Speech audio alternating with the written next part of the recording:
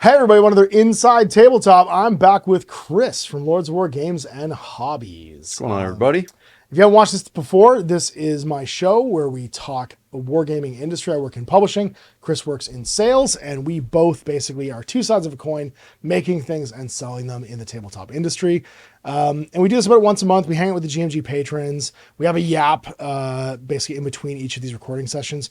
And we record about 3 of these at once. Talk about things going on in the wargaming industry and get a little bit philosophical about the two-sided process of making things and selling them. So today we're going to talk about a hot topic on the Lords of War YouTube channel, something that you get dunked on like religiously. It's a calling card. It really is. Yeah. You've really leaned into this one. Yeah. And it's your bottomless and unwavering hatred for Warhammer The Old World. How you have personally taken it upon yourself to destroy Warhammer The Old World. And the reason we're talking about this today... I am the anti-champion. You are the anti-champion. Is this right here. Warhammer The Old World, the core set. Let's try to get this not reflecting. Here we go. Which is a new 2-player battle box from Games Workshop. I'm going to call it a starter set because it is actually a starter set because it has dice, templates, a ruler, a transfer sheet, and a goddamn table. It's so interesting that they would 44 by 30. use the word core set. Core set. So weird. For a core product. Yeah. And I will have reviewed this yesterday. So if you want to watch the GMG review of it, you'll see how excited I am about this box set. Because I am an old school Warhammer player. I played Warhammer as one of my first games ever. I have a dwarf army that goes all the way back to the beginning of Warhammer. It's one of my air quotes keeper armies, like armies that like I will never get rid of ever. I'll be buried with it. And I am really passionate about Warhammer Fantasy Battle, but I didn't play a lot of Warhammer The Old World. Mostly because 1, I didn't want to play it with my old army. I wanted to play a modern army. And 2, it didn't really spike up in interest locally for me. Like it did in Toronto, it did in the major metropolitan area. I live outside the city. I live on the other side of the lake, basically in like Southern Ontario. So I didn't have a ton of people to play it with. And I was fine with that.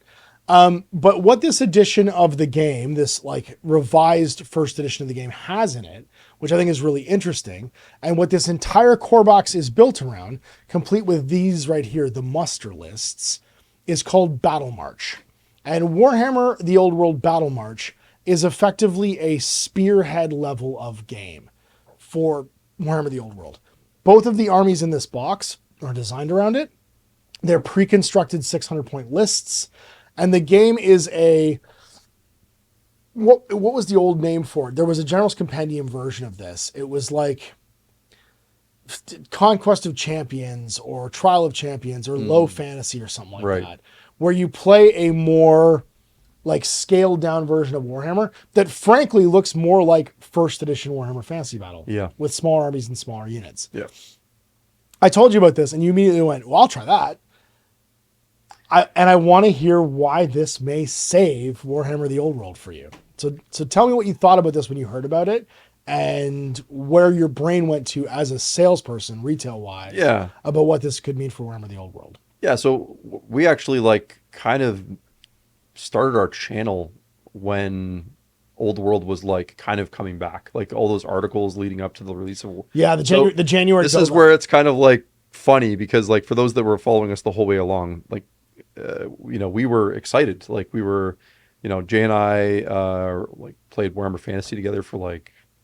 You were kind of the champions for it locally. I don't know, like 10 or 12 years. Yeah, in the tournament circuit. We ran Lords of War was like actually before it was a store, it was like a tournament circuit name. It was. So we were big. This is the ironic part of like the.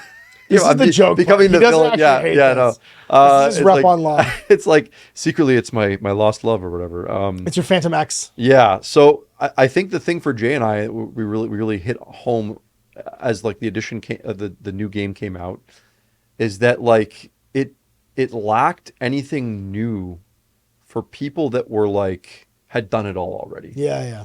And that's for me where I was like, oh, there's just nothing exciting here. Like I've done all this before. Yeah. I've painted just like you probably have dozens like more than armies. half the armies to huge amounts and they're just repackaging those models and trying to sell them back to me. I'm like, and that's cool for those of you that missed out and got to buy them finally. I've seen that in my shop. But for me personally, it wasn't the exciting. It's one of the reasons why unpacking my dwarf army didn't feel novel. You know what I mean? Yeah. And it was Warhammer. Like it played like Yeah, Warhammer. So it exactly. felt Yeah. like Warhammer, Yeah, and yeah, it was yeah. an experience I'd already had. So you're right. There wasn't the novel engagement of it for me, but also I totally empathize with the people who hadn't For gotten sure. to play it For before, who sure. were like, "Oh shit, it's Yeah. back," and got to try Like it if for the you first only time. played Total War, the video game, and Warhammer Fantasy Battles was already gone by the time you get, it's a cool moment for those people, and they're like, oh, I can actually do this or whatever. So Jay and I have been saying the whole time is like we'll get into it when there's new stuff, like Yeah. when there's some new armies to paint. It feels interesting. Give it some time to kind of marinate and become its own thing again. And ultimately, so Jay actually he bought one of those like Cathay battalions or whatever Yep. because it's once again a brand It's new a new army. Yeah, Neither yeah, of us have something painted new. it. Yep. So Jay's got his new army. I was still kind of, I'm like, oh, I'm not going to do Cathay. We're not going to do Cathay Civil War or whatever. So Yeah. I'm still waiting for the new army. So this comes along, and yeah, Chaos Warriors aren't a brand new army, but like we're talking brand new, beautiful models. Beautiful I've miniatures. never painted them before. Yep. Actually, Chaos Warriors is one army I never did in Warhammer, I did. which is funny. I've had several chaos Because armies. we were talking about how it's kind of funny that Games Workshop maybe is only just figuring out that Warriors of Chaos were actually the Space Marines of Warhammer the whole time. Low model count army, not a lot of skin to paint, look iconic on the battlefield. The Chaos Warrior really is an invention of Warhammer. Yeah. Right from Hero Quest. Like your original Hero Quest box had a Chaos Warrior in it. There was the C Series Chaos guys. Yeah, it's all kind of lifted from Michael Moorcock's like Sure. Elric stuff, but Yeah, at the yeah, same time, that like look of this kind of golem-esque Chaos Warrior is very much an invention of They're Warhammer. superhuman dudes in armor, man. Like Yes. they're Yeah.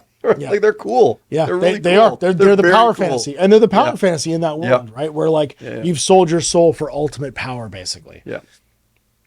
So bring along this product. It's got 2 brand new armies in it. I'll still count the Cathay as brand new because I Yep. think relative to time, they are brand new. Yep.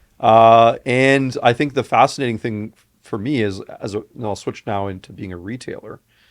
The biggest problem we've had is how do you sell this to new people, and even should you, Sure. from like a standpoint of like, is this a game?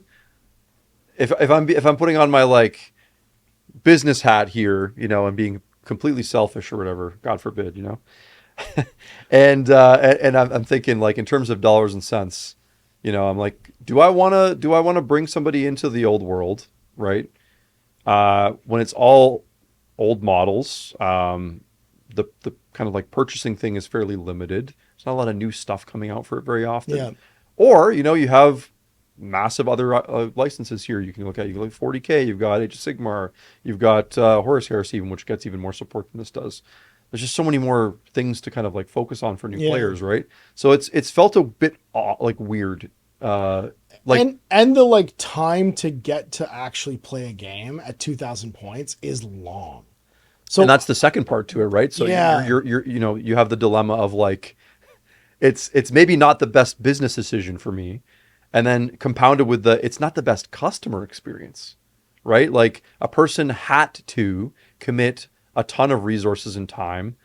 There's weird finicky bits like you need big movement trays and like you need quite a lot of models before you can play a meaningful game and have fun. So that's always been a barrier to Warhammer for all the times we've been playing it for years and decades. And this fascinates me because like this is the first real attempt to kind of like try to fix that. Yeah. This Like- is the first one I've ever seen. Like I don't It isn't remember like a anything White like Dwarf article, like this right? before. That was like a real product attempt at what if we made like a small version of this Yeah. that was like digestible. Yeah, and what's funny is this is modern game design creeping into an old style game, an old style rank and flank game. Yeah. Because this is very much a spearhead style of game. And I can very much picture that the battalion boxes going forward are going to fit this Battle March model. How amazing a would that single be? character, right? Yeah. You get one character, Yep. going to be your most 25% of your army. At 600 points, 25% of your army is not that much, right? That's going to be 150, right? 150 exactly. So you're not taking a Lord choice for the most You part. must have 35% of your army total value on a single core unit. So you have to have at least one big core unit, Okay. right? 30% can be on a single special unit, 25% can be on a single rare or a mercenary unit. And if anything in the army list is 0 to 1, you can have one of them. So across all the 0 to 1 choices in a muster list, you can have a single gyrocopter or a single organ gun or something like that. In the army. I'm a little giddy right now of excitement because like it's neat because it's spearhead, like it has like the it's guardrails, make your own spearhead, but it is a build your own, which I've always kind of wanted to. You know, that's exactly it. It's a bespoke spearhead, so you can make your own spearheads basically to play Warhammer with. The gaming mat is the GW size, so it's 44 by 30. Right, so it's a kitchen table size game. Is that the combat patrol size? Two kill teams together. Two kill teams together. Okay. Size, yeah. So it's basically a kitchen table format for the game, and then it has all of these fun like little like gizmos in it, like the treasure objectives and what treasure troves do. The landmarks and landmarks having unusual properties like magic in the air. So it has a little bit of element of like Cracker Jacks and surprise events inside the game system itself. And then it has a large number of game modes. There's 6 different deployment styles, and they all play off different like victory point conditions. So you have 5 different ways of earning VPs, and then 6 deployment styles that you play through. So it has a lot of variation in how it gets played as well. And I think that's interesting because it seems to be trying to strike a sweet spot of easy to get to finish the build, paint, play loop, right? Like the armies in this box, the Chaos one's only 16, 21 models. Yeah. For a Warhammer game. Yeah, that's fantastic. That's a unit. It's a combat patrol. It's a combat patrol. Yeah. Exactly. It's a combat patrol for Warhammer The Old World. And then the other one is 10, 20, 22, 27 in a War Machine, so 30 models. Which is like still... some combat patrons that it's the Orc Combat Patrol. The Orc Combat Patrol is that size. Yeah, exactly. The Orc Combat Patrol is the same exact size. Yeah, so like you have this low blood cost because like that has always been one of the barriers to Warhammer Fantasy Battle is the blood price is really high. At 600 points, this is not a huge ask basically unit count wise. And from the look and feel of it, you're still going to get the feel of playing a Warhammer game on a thing that doesn't take up a massive gaming table. And a huge weekend to actually finish. You could play a bunch of different games in a row. Very cool. And then you have variations. Like you could paint one of these, and much like with Spearhead, paint another one that's a different leader or style of play. And now you get a Warhammer army. Exactly. But you've got a way to play through, you know what I mean, multiple and the process. You can have fun along the way, right? Like I can't tell you, like you've seen it countless times. Like the power of being able to, as you call it, completing the loop. Yeah. Early in your experience as opposed to later on, it's just such a tangible thing with people. It invigorates you to go back. It does. Because you get the satisfaction of having it all in front of you. And then because you want maybe a novel experience the next time you do it, you add a thing or change a thing. We just did it with the Journeyman League in War Machine, where it goes from 30 to 50 to 75. And by the end of it, you've collected a whole army, but you're adding like, 4 or 5 units or 4 or 5 models basically. It's such a reasonable, digestible kind of thing to do. And it's very... From my like experience in sales, it's very conducive to having activity take place in the store. Right, 100%. You organize it, you buy into it, you have get-togethers, and to me, the trick to getting a game going locally, which was some of the things that you were talking about, the different kind of like barriers to, is getting people to meet each other and then have a good time. But if I meet a guy who's a veteran Warhammer player and I'm starting my first experience ever, and I have a half-built 2,000-point army, I don't feel as good as if I meet that same veteran player, but he's playing an army he's never played before at a small point value, and we've both managed to complete the like loop at the same time. We're now kind of on equal footing, right? And I don't feel dumb, and I don't have to digest 2,000 points worth of army information. I can make decisions that I think feel good. So and there's just less invested in sort of like that one little game being like very meaningful, I think. Too, exactly, right? because like, the game doesn't take 3 hours to play. No. So I can play 3 games. It doesn't take 3 hours to lose if it's your first game. That's it. You know, I can play 3 games. We can do if there's 4 people in that game store.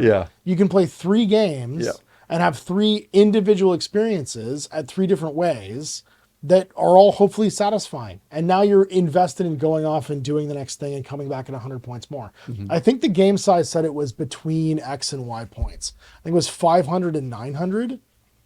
So it says, for playing these games, you want to play between 400 and 750. Okay. So you could start it at 400. 600, I think, is supposed to be the sweet spot. Like that's where it's designed to be played at. But like, between 400 and 750 is lots of weeks of adding 100 points. And that's just 100 it, points right? in That Warhammer is a unit. you've got right? like a little progressive campaign over 3 months you can do there. 400, 600, Yep. 750 or whatever, right? Yep. You could just do like a little. Yeah. So Yeah. every month you come in and you do your battle marches Yep. thing all of a sudden. Yeah. So that makes this a much more like like a not event driven, but like a club driven sort of like possible experience. And it just feels like a much softer initial landing Mm-hmm. into a game like this with a higher shelf basically for like the full game size. So does this intrigue you now more into where this game might be going? Yeah, I think this video is way too positive. First of all, we've really got to get our stuff together here and try to. So now here's the next thing. So- if they start packaging these as things you can buy, if they start packaging them like Spearhead, would that change it for you? So Because I think that's the thing that if it's going to be retailer friendly, then having these like getting started in an army boxes that are designed around this game mode, would that be a thing that changes? I think this is I'm split here. So I think if they just take the existing model ranges from all of the armies they've already released and repackage them a little bit and make little battle march boxes, meh. Kind of meh. You know what I mean? I think Agreed. this is a great opportunity to redo a few of their core units That's for exactly each army and a new hero in plastic. And I think if they do that, now you've really got something. I think you're going to see the new the old new Lothern stuff for the High Elves come out as one of these with like a new character and like a ground unit. And this size is actually brilliant Yep. because you can do themed box sets. For a certain province or a certain thing. You can do the Vampire Coast. The All Miners Guild Dwarves. You Yep. could do a bunch of different things that would be perfect for this size of game that let you do like bespoke heroes, cool units. And then once again, just like Spearhead, you add them together. Now you've got a Warhammer army, right? Like 100%. There is the kernel. And again, guys at Workshop, just take the idea. Like it's yours for free. It's on YouTube. Go do it. There's a kernel here of something that could be expanded into a very retailer friendly package. Yeah. That has a publisher. Which quite there, Frank, is a big hurdle for them right now because they don't have this on all and the that's shelves it. in So stores so now in- low in- SKU count has a dedicated box range of things that you could then go Yep. wide with across different armies, and lets you do a thing like you said that reinvigorates the range with new model kits. And that's a very like tidy package to put this into that then you let people go into the deeper range and expand however they want. It gets old players to try new armies and it becomes very customer friendly, but also retailer friendly for getting it in the door in a shop and having it have a bigger presence and more people playing it. Because I think that was the thing that was the missing ingredient was just an on-ramp. Yeah, And this and feels like an on-ramp. it kills two birds with one stone. You get like you said, you get the on-ramp product that you've always needed since day one that you didn't have. And number two is it reinvigorates, hopefully, the model range in a way that like is the one hurdle I think a lot of people are kind of sitting on the fence and waiting for. Yeah. So summarize that for me. If they did knock on releases to this, what would the three key things it had to have are? Because you said it all in like multiple sentences. Put it together in a point form. Yeah, I think turning those either two things. Number one, you could just do more boxes like this. Yep. Like every 6 months or A whatever. head-to-head one. A head-to-head box. I think that'd be awesome. Just do it Great yearly. format. Just do it yearly. Yeah, that too. Like yearly. sort of like what Infinity does with their new Yep. new things. Or you just repackage their sort of battalion model into a battle march thing where you have New miniatures. brand new miniatures in the kit. And then that booklet, the booklet with the bespoke army. You know, exactly. You get list. like a muster list for that army. Yep. I think you can also release at the beginning like just a muster list for all the existing stuff, so people can start using this format right away. Idea. Yep. Yeah. Because that is, again, we talked about this a little bit with Infinity off camera a while ago. Having a pre-constructed format for new players is incredibly valuable because it gets rid of the analysis paralysis. Yeah. Of like, there's a sea of information in front of me. I want to know what the best choice is, but if you just give me any choice that's like accessible right away, I'll go and I'll be able to try. Mm-hmm. So like pre-constructed lists, a lot like pre-constructed commander decks in Magic, they are very valuable to you getting to play against more people. 100%. Because it just takes the fear of, am I going to be okay and out of it? I just want to caution any hardcore old world veteran that's looking at this and being like, I just don't want to play 600 points. I think that's the wrong attitude to have here personally. Yeah. I think this should excite you because this is a gateway for you to get way more players into the game you love. Yeah. And if you have a club or a friend group or whatever, this is a way that you can lower that entry level for even your own friends or other people in your club or new people that come in and be like, no, I'll put together two 600-point things, and now you've got a demo that's actually like a fun experience.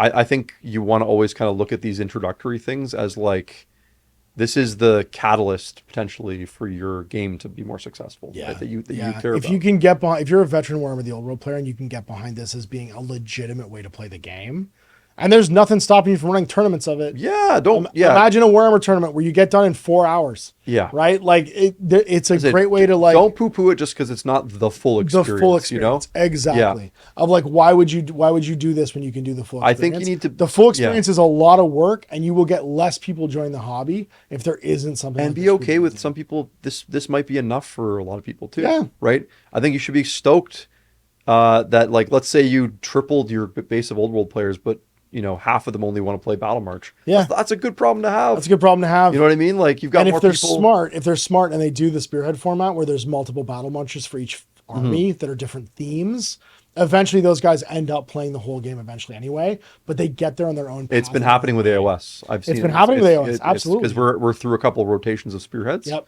And customers have been kind of buying them, and I've seen it in like actually work in practice where The ogre they've ones got together the- are great like Yeah. starter for the army.